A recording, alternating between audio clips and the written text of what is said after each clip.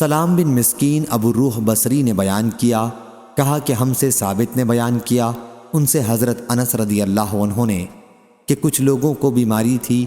انہوں نے کہا یا رسول اللہ صلی اللہ علیہ وسلم، ہمیں قیام کی جگہ عنایت فرما دیں اور ہمارے کھانے کا انتظام کر دیں۔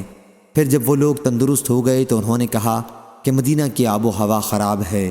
چنانچہ حضرت صلی اللہ علیہ وسلم نے مقام حرا میں اونٹوں کے ساتھ ان کے قیام کا انتظام کر دیا اور فرمایا کہ ان کا دودھ پیو۔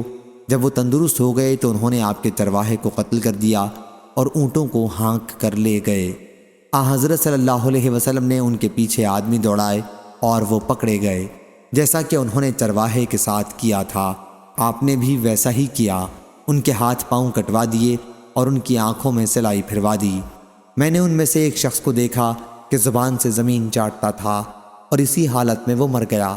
سلام نے بیان کیا کہ مجھے معلوم ہوا کہ حجاج نے حضرت انس رضی اللہ عنہ سے کہا، تم مجھ سے وہ سب سے سخت سزا بیان کرو جو رسول اللہ صلی اللہ علیہ وسلم نے کسی کو دی ہو۔